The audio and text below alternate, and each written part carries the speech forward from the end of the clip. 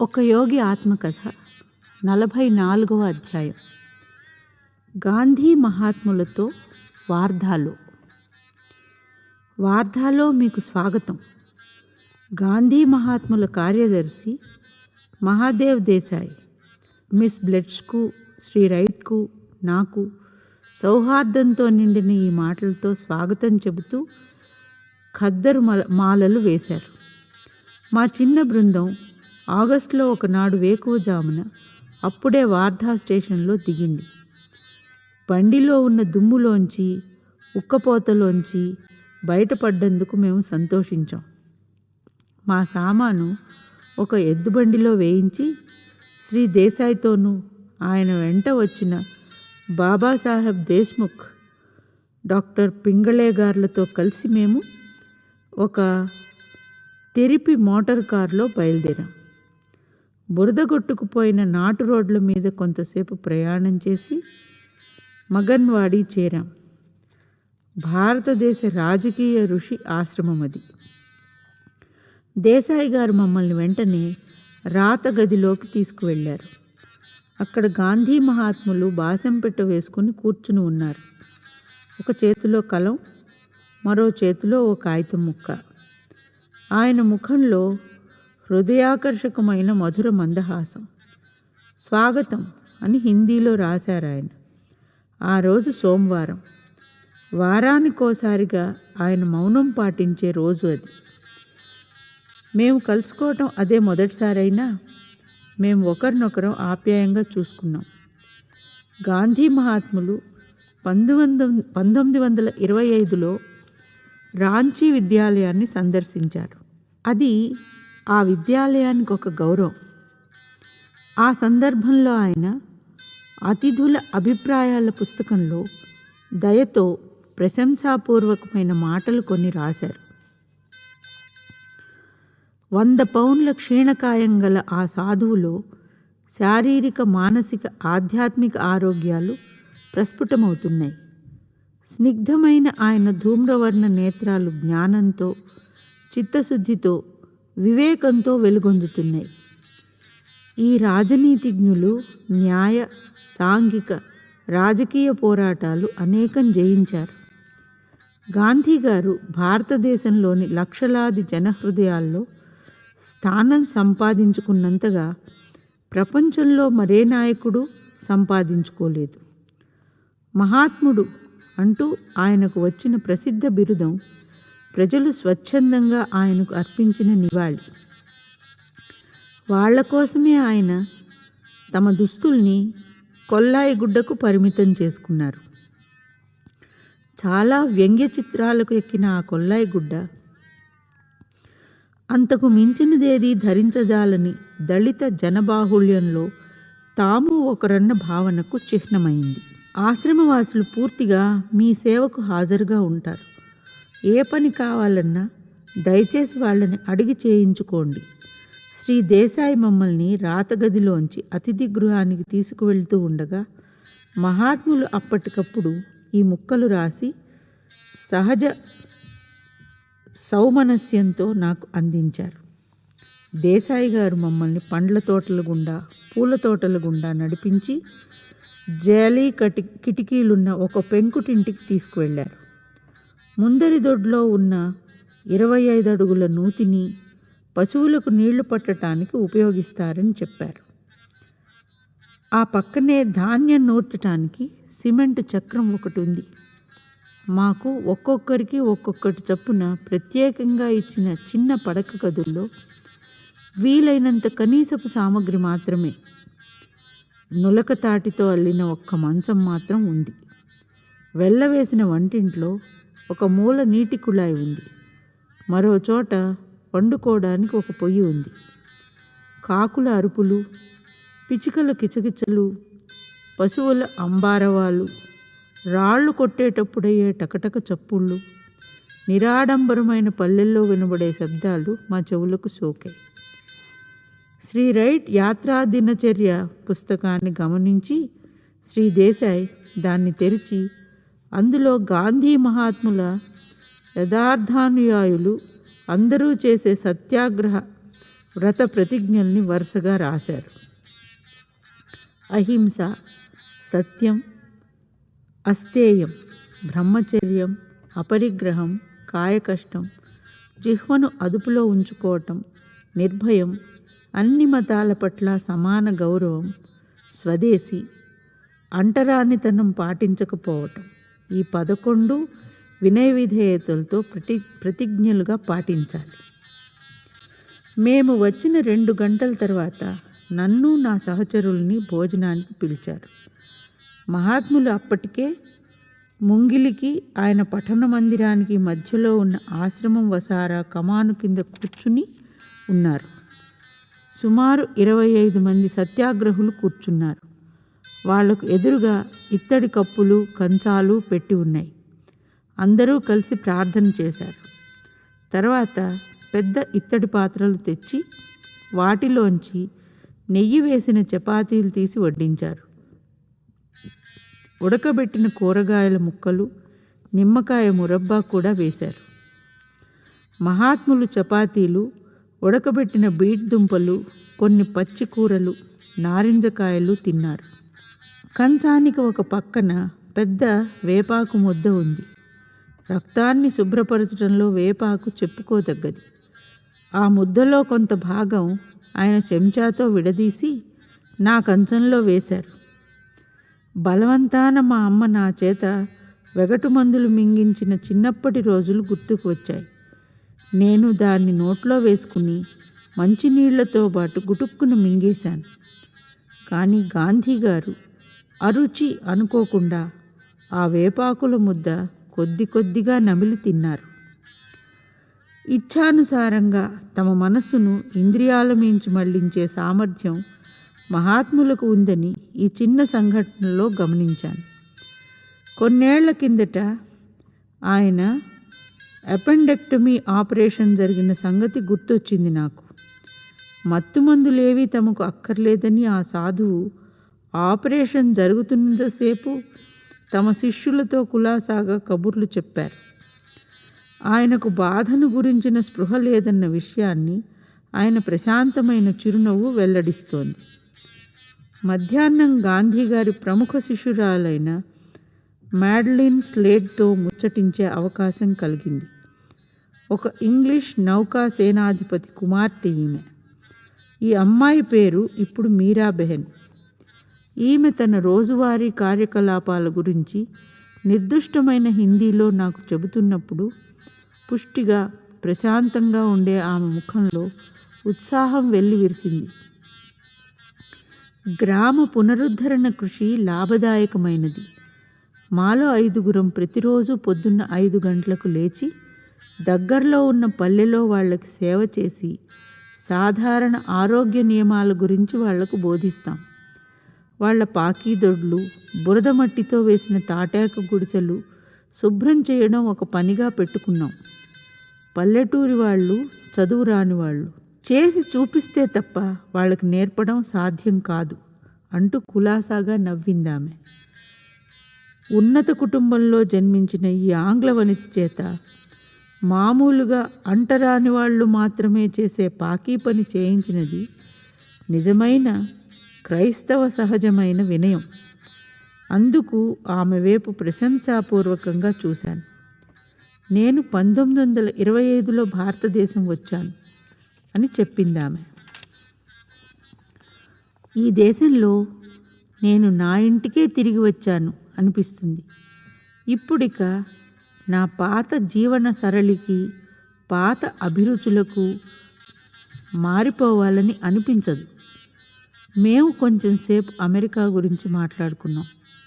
భారతదేశాన్ని సందర్శించే అమెరికన్లు అనేక మంది ఆధ్యాత్మిక విషయాల్లో కనబరిచే గాఢమైన ఆసక్తి గమనించి నేనెప్పుడూ సంతోషిస్తూ ఆశ్చర్యపోతూ ఉంటాను అన్నదామె. మరి కాసేపట్లోనే మీరాబెహెన్కు రాట్నంతో చేతుల నిండా పనిపడింది. గాంధీ మహాత్ముల కృషి వల్ల రాట్నాలిప్పుడు భారతీయ గ్రామాల్లో ఎక్కడ పడితే అక్కడ కనిపిస్తున్నాయి. కుటీర పరిశ్రమల పునరుద్ధరణను ప్రోత్సహించడానికి గాంధీ గారికి బలమైన ఆర్థిక సాంస్కృతిక కారణాలు ఉన్నాయి. కానీ ఆయన ఆధునిక ప్రగతినంతను పిచ్చిగా ఖండించమని చెప్పరు. యంత్రాలు, రైళ్ళు, కార్లు, టెలిగ్రాఫు ఆయన జీవితంలోనే ప్రముఖ పాత్రలు వహించాయి. జైల్లోనూ బయట కూడా కలిపి 50 ఏళ్ల పాటు ఆయన ప్రజాసేవ చేసిన కాలంలో రాజకీయ ప్రపంచంలోని వ్యవహార వివరాలతోనూ కఠోర సత్యాలతోనూ ప్రతిరోజు కుస్తీ పట్లు పడుతుండేవారు. అయితే ఇవి ఆయన మనస్సంతులనాన్ని, నిష్కాపట్యాన్ని, మతిస్థిమితాన్ని, మానవ స్వభావంలోని చిత్ర విచిత్రాల్ని హాస్య ధోరణిలో మెచ్చుకోవడం మాత్రమే పెరిగేటట్లు చేశాయి. మేము ముగ్గురం బాబాసాహెబ్ దేశ్ముఖ్ గారి అతిథులుగా సాయంత్రం 6 గంటలకు భోజనాలు చేశాం. రాత్రి 7 గంటలకు మళ్ళీ మేము మగన్వాడి ఆశ్రమంలో ప్రార్థన వేళకు వెళ్ళి డాబా ఎక్కాం. అక్కడ 30 మంది సత్యాగ్రహులు గాంధీ గారి చుట్టూ కూర్చుని ఉన్నారు. ఆయన ఒక తుంగచాప మీద కూర్చుని ఉన్నారు. పాతకాలపు జేబు గడియారం ఒకటి ఆయనకు ముందరి వైపు వేలాడుతోంది. వాలుతున్న సూర్యుడు తాడి చెట్ల మీద, మర్రి చెట్ల మీద చివరి వెలుగులు ప్రసరిస్తున్నాడు. రాత్రి రొద, కీచురాళ్ల చప్పుళ్ళు మొదలయ్యాయి. వాతావరణం పూర్తిగా ప్రశాంతంగా ఉంది. నేను మైమర్చిపోయాను. శ్రీ దేశాయ్ భజన కీర్తన ఒకటి పాడుతూ ఉండగా తక్కిన వాళ్ళంతా ఆయన పాడింది అందుకొని పాడుతున్నారు. తర్వాత గీతాపారాయణ జరిగింది. ముగింపు ప్రార్థన నన్ను చేయమని మహాత్ములు నాకు సంజ్ఞ చేశారు. ఆలోచనకు, ఆశయానికి ఎటువంటి పొందిక ఉంది? ఎప్పటికీ మనస్సులో ఉండిపోయే స్మృతి. ఆకాశంలో అప్పుడే పొడిచిన చుక్కల కింద వార్ధాలో మిద్దె మీద జరిగిన ధ్యానం. ఖచ్చితంగా 8 గంటల వేళకు గాంధీ గారు మౌనం చాలించారు. ఆయన జీవితంలో కఠిన శ్రమ కలుగుతూ ఉండటం వల్ల కాలాన్ని సూక్ష్మ ప్రమాణాల్లో కేటాయించడం కోసం అవసరమైంది. స్వాగతం స్వామీజీ. ఈసారి మహాత్ములు ఇచ్చినది కాగితం మీద రాసి చూపించిన స్వాగతం కాదు. మేము అప్పుడే డాబా మించి దిగి ఆయన రాతగదికి వెళ్ళాం. అందులో కుర్చీలు లేవు. పుస్తకాలు, కాగితాలు, మామూలు కలాలు ఉన్న పొట్టి డెస్క్ పెట్టా. ఒక మూల టిక్కు టిక్కుమనే పాత గడియారం ఉన్నాయి. సర్వత్రా వ్యాప్తమైన శాంతి, భక్తి ప్రభతో గాంధీ గారు సమ్మోహకము, గహ్వర సదృశము అయిన బోసి నోటితో చిరునవ్వు చిందిస్తున్నారు. చాలా ఏళ్ల కిందట నా ఉత్తర ప్రత్యుత్తరాల పని చూసుకోవడానికి వ్యవధి కోసం వారానికి ఒకరోజు మౌనం పాటించటం ప్రారంభించాను. కానీ ఇప్పుడు ఆ 24 గంటలు ప్రధాన ఆధ్యాత్మిక అవసరంగా పరిణమించాయి. నియతకాలికమైన మౌనం ఒక భాగ్యమే కానీ చిత్రహింస కాదు అని వివరించారు ఆయన. నేను మనసారా అంగీకరించాను. మహాత్ములు నన్ను అమెరికా గురించి, యూరోప్ గురించి అడిగారు. భారతదేశాన్ని గురించి, ప్రపంచ పరిస్థితుల గురించి మేము చర్చించుకున్నాం. మహదేవ్ శ్రీ దేశాయ్ గదిలో అడుగు పెడుతూ ఉండగా గాంధీ గారు అన్నారు, స్వామీజీ రేపు రాత్రి యోగాన్ని గురించి మాట్లాడటానికి టౌన్ హాల్లో ఏర్పాట్లు చేయించండి. ఆ రాత్రికి నేను మహాత్ముల దగ్గర సెలవు తీసుకుంటూ ఉండగా ఆయన ముందు చూపుతో సిట్రనిల్లా ఆయిల్ సీసా ఒకటి నా చేతికి ఇచ్చారు. వార్ధా దోమలకి అహింస సంగతేది తెలియదు స్వామీజీ అన్నారు ఆయన నవ్వుతూ. మర్నాడు పొద్దున మేము తేనె, పానకము, పాలు, గోధుమ జావా తాగాం.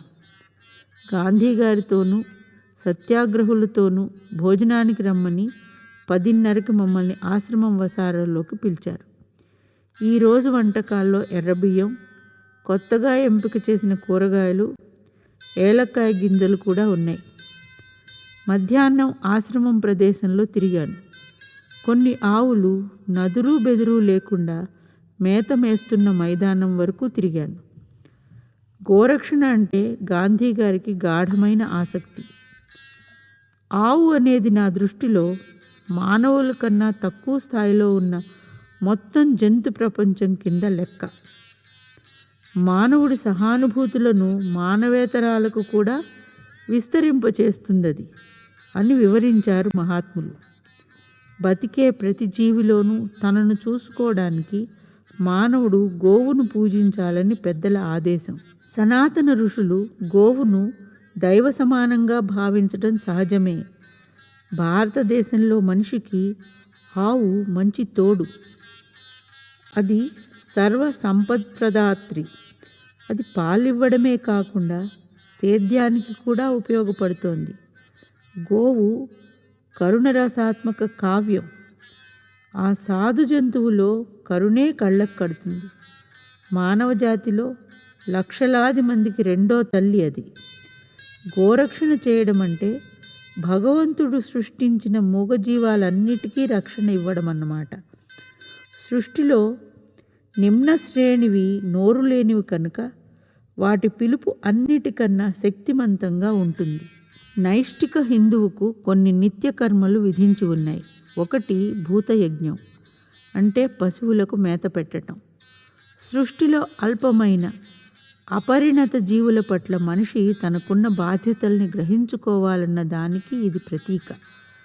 ఆ అల్ప పరిణత జీవరూపాలు సహజాతపరంగా స్పృహకు ముడిపడి ఉన్నవి. ఆ దేహస్పృహ మానవ జీవితంలోకి చొచ్చుకు వచ్చింది. అయితే అల్ప పరిణత జీవరూపాలకు మానవ జాతికి విశిష్టమైన ముక్తిదాయక వివేక లక్షణం లేదు. ఆ విధంగా భూతయజ్ఞం దుర్బల జీవుల్ని ఆదుకోవడానికి మానవుడిలో ఉన్న సంసిద్ధతకు బలం చేకూరుస్తుంది. అదేవిధంగా అతడు ఉच्चతర అదృశ్య జీవుల అసంఖ్యాక శుభాశీస్సుల వల్ల ఊరట పొందుతాడు. అంతేకాకుండా భూమిలోనూ సముద్రంలోనూ ఆకాశంలోనూ విచ్చలవిడిగా వ్యర్థమైపోతున్న ప్రకృతి వరప్రసాదాల్ని పునరుజ్జీవింపజేయవలసిన బాధ్యత కూడా మానవుడి మీద ఉంది.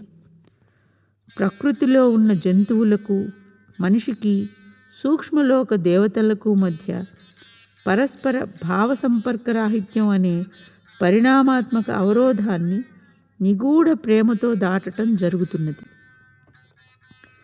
ఇతర దైనిక యజ్ఞాలు పితృయజ్ఞం, నృయజ్ఞం.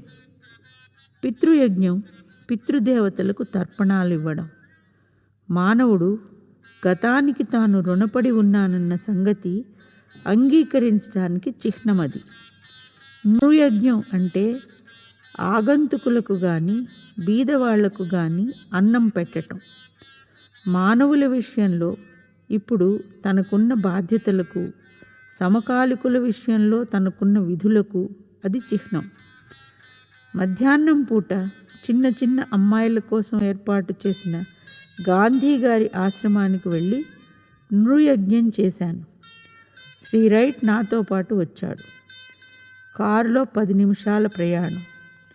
పొడుగాటి వన్నెల చీరలకు పైన కుసుమ కోమలమైన కన్నెపిల్లల ముఖాలు. ఆరు బయట కొద్దిసేపు నేను హిందీలో ప్రసంగించాను. ప్రసంగం చివరిలో ఆకాశం చిల్లులు పడ్డట్టు దబాటుగా వాన కురిసింది. నవ్వుకుంటూ నేను శ్రీ రైట్ కారెక్కి మగన్వాడికి ఉరికాం.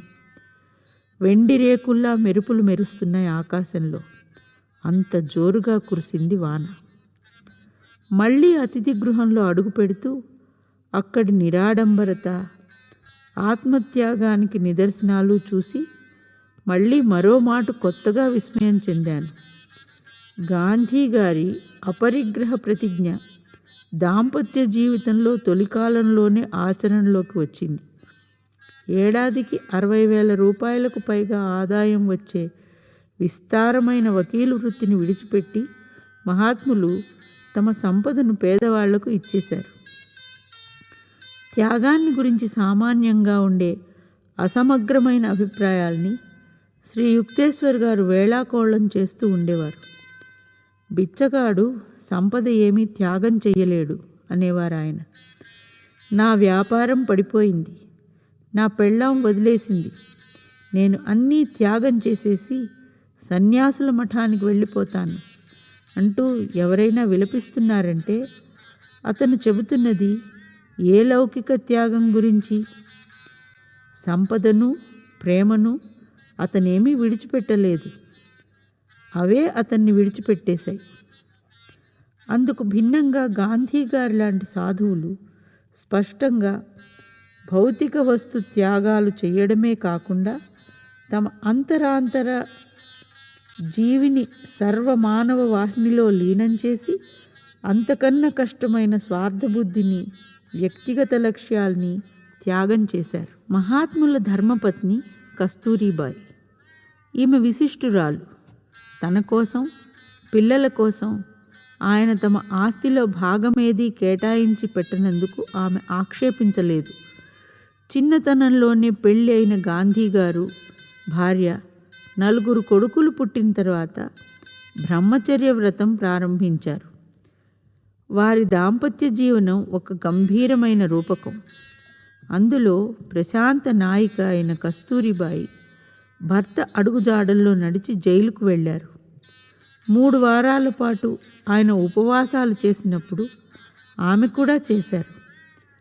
ఆయన వహించే లెక్కలేనన్ని బాధ్యతల్లో ఆమె తమ వంతు పూర్తిగా వహించారు. గాంధీ గారికి ఆవిడ ఈ విధంగా జోహార్లు అర్పించారు. మీ యావజ్జీవిత సహచారిణిగా, సహాయకురాలిగా ఉండే మహదవకాశం పొందినందుకు మీకు ధన్యవాదాలు అర్పిస్తున్నాను. దాంపత్యం కామవాంఛ మీద కాకుండా బ్రహ్మచర్యం మీద ఆధారపడి ప్రపంచమంతటిలోకి సర్వశ్రేష్టమైన దాంపత్యమైనందుకు మీకు ధన్యవాదాలు అర్పిస్తున్నాను.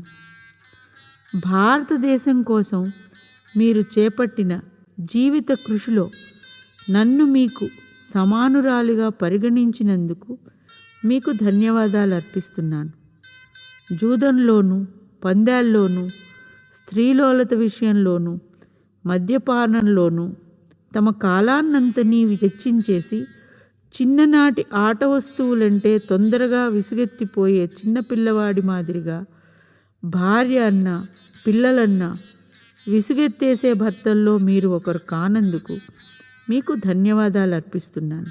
ఇతరుల శ్రమను దోచుకుంటూ ధాన్యం పండించడానికే తమ కాలాన్ని వినియోగించే భర్తల్లాంటి వారు మీరు కానందుకు ఎంతగా ధన్యవాదాలు చెప్పుకోవాలి. లంచాల కన్నా దేవుడికి, దేశానికి మీరు అగ్రస్థానం ఇస్తున్నందుకు, మీకు దృఢ విశ్వాస బలం ఉన్నందుకు, భగవంతుడి మీద సంపూర్ణమైన ప్రగాఢ విశ్వాసం ఉన్నందుకు మీకు ఎన్ని ధన్యవాదాలు చెప్పుకోవాలో. నాకన్నా దేవుడికి, దేశానికి అధిక ప్రాముఖ్యమిచ్చే భర్తకు భార్యనైనందుకు నేను ఎంతగా ధన్యవాదాలు చెప్పుకోవాలి. మన జీవిత విధానాన్ని మీరు అంత సంపన్న స్థితి నుంచి అంత స్వల్ప స్థితికి మారుస్తుంటే నేను సణుక్కుంటూ తిరగబడినప్పుడు నా కుర్రతనపు లోపాలకు మీరు ఓర్పు చూపించినందుకు మీకు కృతజ్ఞురాలిని. చిన్నపిల్లగా ఉన్నప్పుడు నేను మీ తల్లిదండ్రుల ఇంట్లో ఉన్నాను. మీ అమ్మగారు గొప్ప ఉత్తమురాలు. ఆవిడ నాకు చక్కని తర్ఫీదిచ్చారు. ధైర్య సాహసాలు గల భార్య ఎలా ఉండాలో, నాకు భర్త కాబోయే తమ కుమారుడి ప్రేమను, గౌరవాన్ని ఎలా నిలుపుకోవాలో నేర్పారు ఆవిడ. ఏళ్ళు గడుస్తూ ఉండగా మీరు భారతదేశానికి అత్యంత ప్రియతమ నాయకులయ్యారు. ఇతర దేశాల్లో తరచూ జరుగుతుండే మాదిరిగా భర్త విజయ సోపానాలు ఎక్కినప్పుడు భార్యను విడిచిపెట్టేసే దుస్థితి నాకు కలుగుతుందేమోనన్న భయమేమీ లేదు. మరణ సమయంలో సైతం మనం ఆలుమగలుగానే ఉంటామన్న సంగతి నాకు తెలుసు. కస్తూరిబాయి చాలా సంవత్సరాల పాటు ప్రజాద్రవ్యానికి కోశాధికారినిగా పనిచేసేది. దైవస్వరూపులుగా ప్రజల మన్ననలందుకున్న మహాత్ములు కొన్ని కోట్ల రూపాయలు విరాళాలు సేకరించారు. గాంధీ గారి సమావేశానికి వెళ్ళే ఆడవాళ్ళు నగలు పెట్టుకుని వెళ్తే వాళ్ళ భర్తలకు బెరుకుగా ఉంటుందని భారతీయ గృహాల్లో నవ్వుకుంటూ కథలు కథలుగా చెప్పుకునేవారు.